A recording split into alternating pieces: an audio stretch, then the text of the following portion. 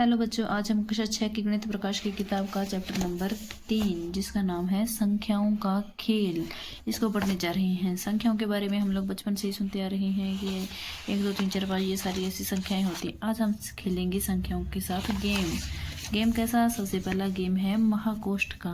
अब ये महाकोष्ठ होता क्या है? कोष्ठ यानी कि मान लो ये डिब्बा, और महा यानी कि बड़ा। हमें ढूंढना है इसमें सबसे बड़ी संख्या वाला डिब्बा। लेकिन इसमें मज़ेदार बात पता है क्या है कि इस डिब्बे में जो हम सबसे बड़ी संख्या वाला डिब्बा ढूंढ रहे हैं, उसके आसपास के जो भी डिब्बे होंगे उनमें उससे छोटी संख्या होनी चाहिए। अब वो कैसे, इसके लिए समझते हैं। हमें ये दे रखा है, यहाँ पे डिब्बा बना रखा है। पहला डिब्बा देखते हैं। इसमें देखो, सबसे पहले हम पहले डिब्बे से चालू करेंगे। इसके आसपास वाले डिब्बे में संख्या छोटी होनी चाहिए, तभी वो महाकोष्ठ बनेगा। इसके साइड में तो कोई संख्या है ही नहीं, तो हम इधर वाला तो कुछ देखेंगे नहीं। तो इस साइड में जो संख्या लिखी हुई है उससे तुलना करेंगे हम पहली संख्या की। यहाँ लिखा है 43 और यहाँ लिखा है 79। तो इन दोनों में से ये डिब्बा तो छोटा हो गया, इसलिए ये हमारा महाकोष्ठ नहीं बना। अब चलते हैं हम लोग दूसरे डिब्बे पर।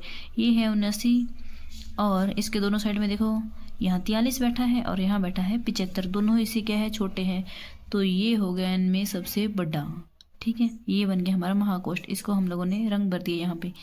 फिर है अगला आता है 75। अब 75 देखो महाकोष्ठ बनेगा या नहीं बनेगा। इस साइड 79 बैठा है, इस साइड 63 बैठा है। दोनों क्या है, ये इससे बड़ा है, ये इससे क्या है, छोटा है।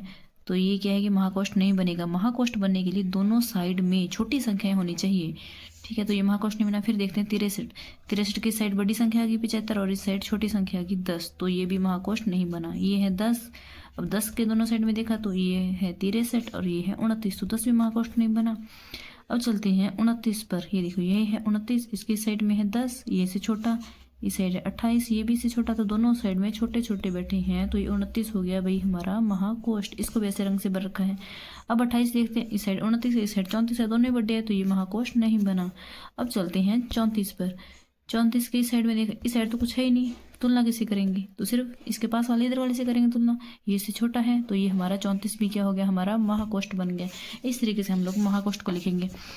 अगला और देख लेते हैं कैसे हैं।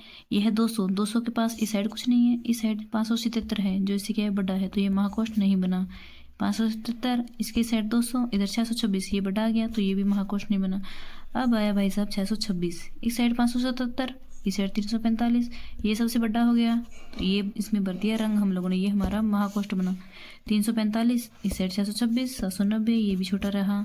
790, ये 345 और 694, दोनों साइड इसके क्या बैठे हैं, छोटे छोटे बैठे हैं, तो ये हो गया बड़ा, डॉन।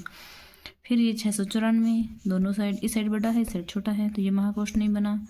ये 109, इसके इस साइड में बड़ा, इस साइड में भी बड़ा, तो ये भी क्या है, महाकोष्ठ नहीं बना, क्योंकि दोनों साइड में क्या चाहिए, हमें छोटे चाहिए। अब आई बारी 198 की। इस साइड कुछ भी है नहीं। इस लास्ट वाली संख्या को इस चीज़ का फायदा मिल जाता है कभी कभी कि इस साइड में तो कुछ होता नहीं, सिर्फ एक से इसकी तुलना करनी होती है। अब 198 तो 109 से बड़ा ही है, तो ये भी हमारा क्या हो गया, महाकोष्ठ हो गया। इस तरीके से हम लोग लिखते हैं महाकोष्ठ।